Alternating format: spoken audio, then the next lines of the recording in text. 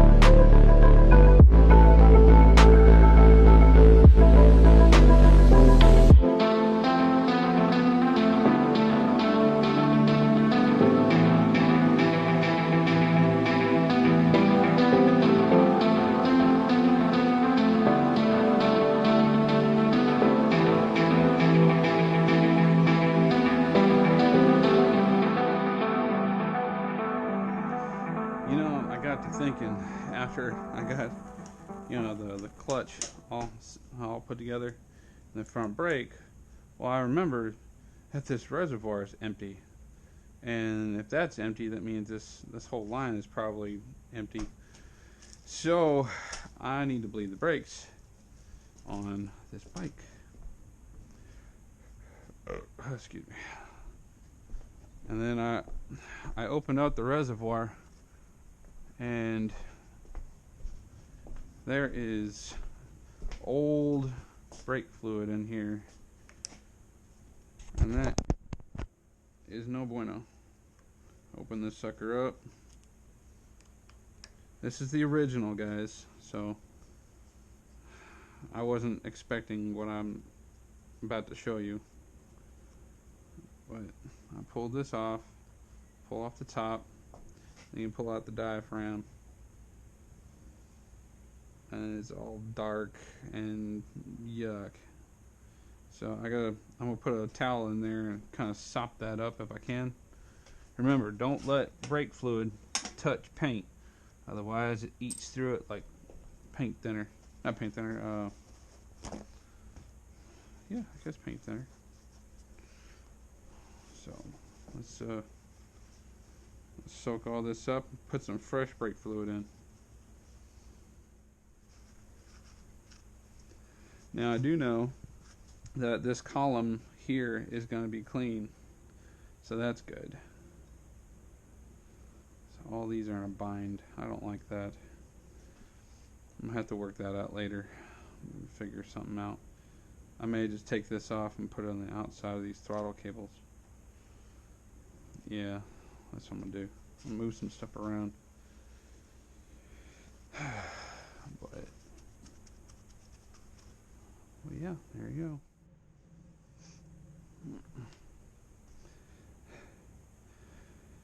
I'm sure you guys remember this part. Just remove the rubber cap off of the bleeder valve. In this case, it's going to be an 8mm. Put it around the valve, the bleeder valve, and then I get my little siphon. Stick it on there. Wiggle, wiggle, wiggle. Get it on there so it doesn't go nowhere. And then break it open.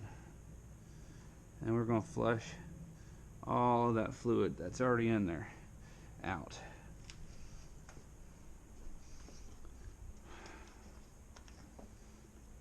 I'm going to fill this. I really should be putting a towel around this. I'm going to be really careful though. Let's see how this works.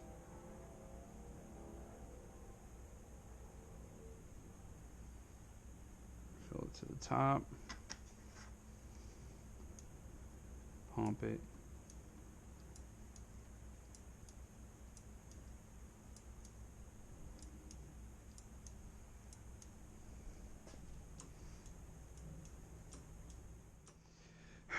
All right. I'm not really liking the front brake, but it took a while for it to build up pressure, and it finally got the pressure on there. Looks like I got some fluid on my fingers.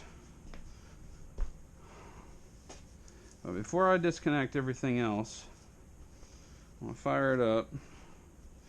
I do have some throttle cable, and I'm just gonna take it up and down the street a little bit, see if it'll let me do it.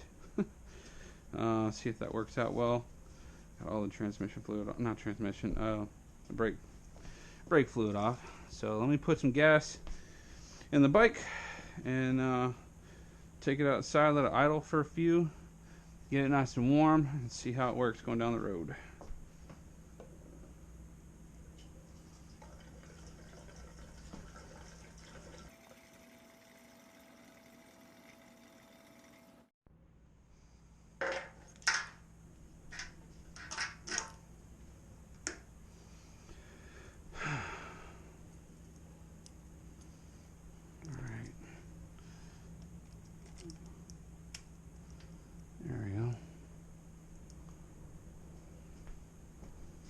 Beam, low beam. All right, cool.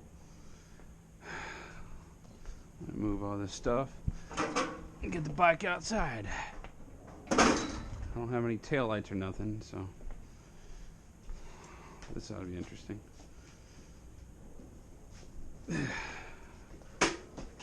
I do have rear brakes,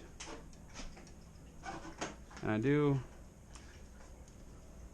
kind of have front brakes. I don't like them, so I'll probably make that adjustment at a later time.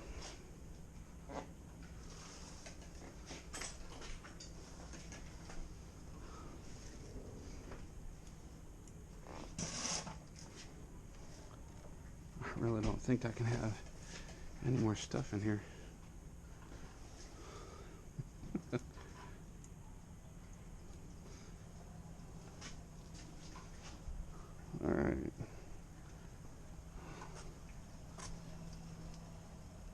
This front brake's stopping me. Barely. Alright. Time for a cold start. Alright, so that's good. That's on. Choke out and start.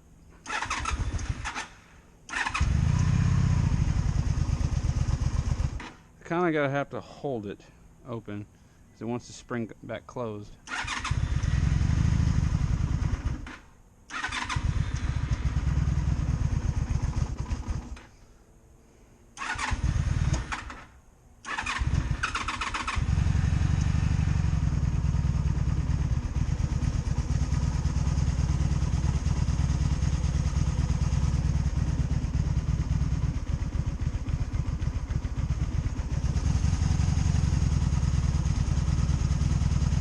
Hold it open.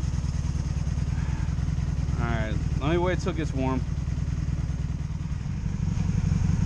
Alright, I think it's warm enough. We're about to find out. It runs good whenever I don't put it in gear. The last time it died on me when I put it in gear. The rear tire doesn't look very promising.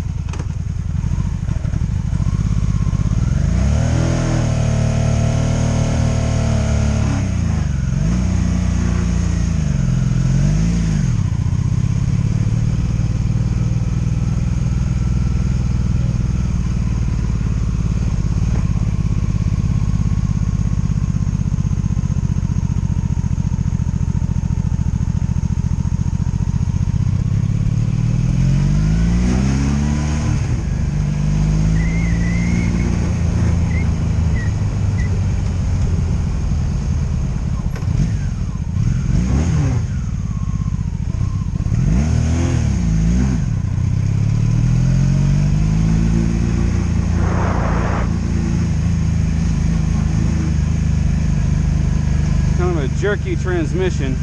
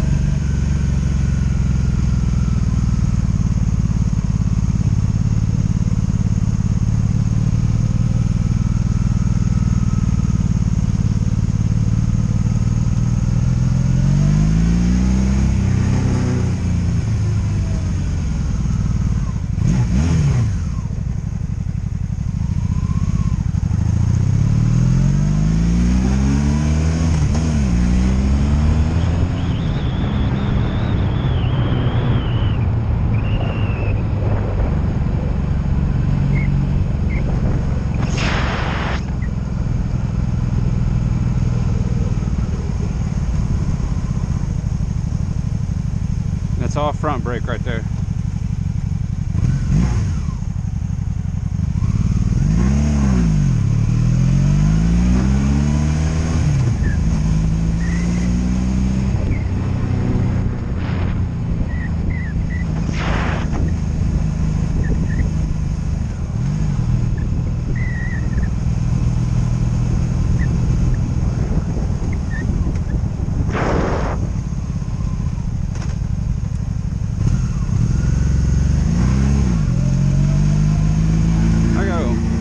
on that clutch.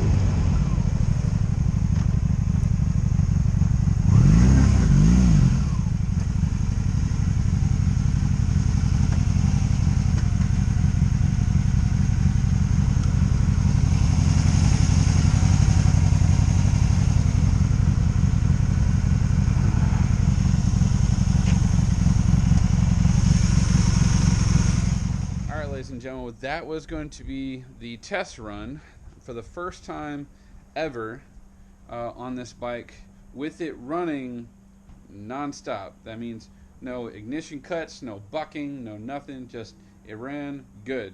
So what I did was I actually took off I took off the handlebars and the controls that I had purchased for it, and I put the stock stuff back on. It looks like Honda is a little temperamental about putting aftermarket stuff on their bikes. So they didn't like me doing that. So I put it all back on there. Bike runs fine. Go figure. As you can clearly see written in yellow, I have all the things I was testing. The clutch, the brakes, the accelerator, the tires, the air pressure on the tires. I found that they were 14 PSI, both front and back.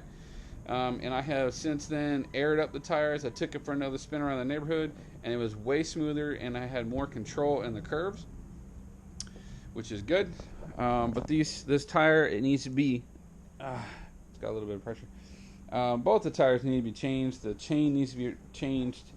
And I wasn't going to get crazy through the neighborhood with it. So, but that's for another time.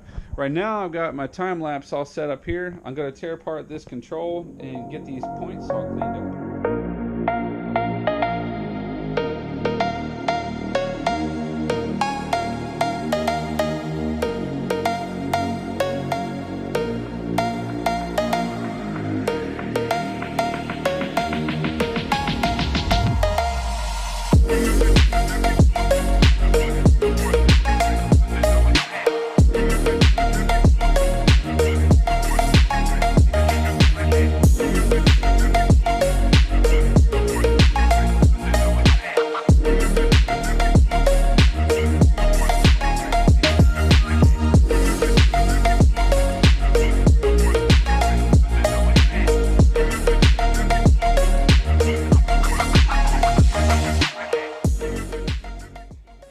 Okay, so the points I was telling you about, what's been hanging up that button is this right here. Let me zoom in. Alright, this is your horn. Duh. You see all the hair and stuff on the inside. Okay, I'm gonna clean that. But our focus is the turn signal, which is this thingy right here. Alright. And there's this thing here. Where are you at? Okay. Where's it at? Okay. You have this. It rides on the inside like this. Okay. Technically, it's actually like this. Alright. And as you go to turn, when you're doing that, there's a ball bearing, as you can see. I can't really roll it. But there's this ball bearing that's right inside here. If I can zoom in anymore. Let me see if I can. Yeah. Y'all see the ball bearing? Yeah, there it is. Right there. Well, that's got a bunch of grease and grime all crammed inside of it. And that's not allowing this. There was a lot of junk all over this thing too. And I've already hit it with some of the spray that I've got, which has got it fairly clean. I'm going to continue scrubbing this down. But all these points in here, all that junk, I gotta clean all that out. In order for this, that ball bearing needs to move freely, and all that junk, there's dirt, there's grease in here preventing that spring from collapsing, and it won't work. So I need to clean this out, and then I'm done. I just get to throw this all back together.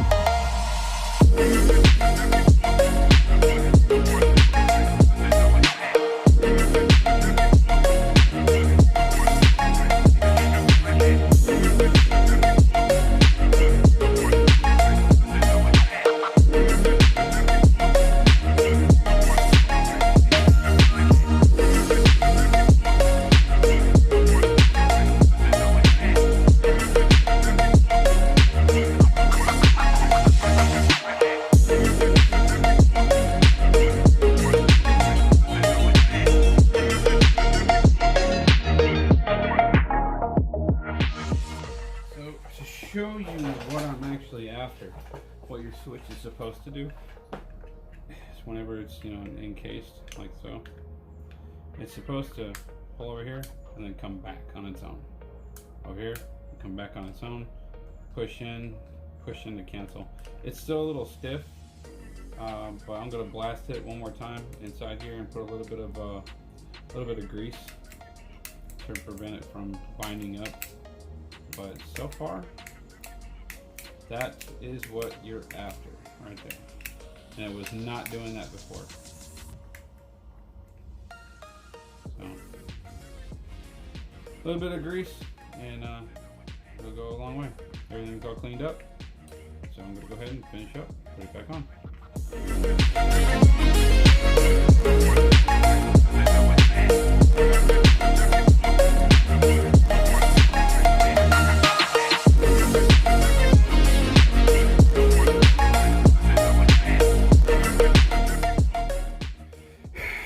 So I hit it with a little bit of lithium grease on the inside, and let me show you how it's actually supposed to work. Let's tighten this up right here. Alright, then turn signals, I'm going to go back and forth. That's right. Left. Cancel. Right. Cancel. Left. Cancel. I'm not really putting much effort into it. You hear the click, and that is what I was after. And cancel. See, that's how it's supposed to work. Earlier I would have to mash the hell out of that button just to try to get to cancel. Now I can just, simple as that. Alright folks, well that is going to be a wrap for today's video. To sum things up, what we did today, we got the front brake and the clutch all tightened down with the replacement bolts, so now it's serviceable. I got the front brake reservoir all filled up, so now I have front brakes. I went ahead off camera, I made adjustments to the clutch because during that test run that I had earlier in this video, I was actually making some adjustments as I was going so that I can have a smooth operation of the bike. And then finally we open up the controls here, and now it operates as designed. That is what I'm looking for. So one thing I am kind of stumped on is I'm fixing to buy some tires for this bike.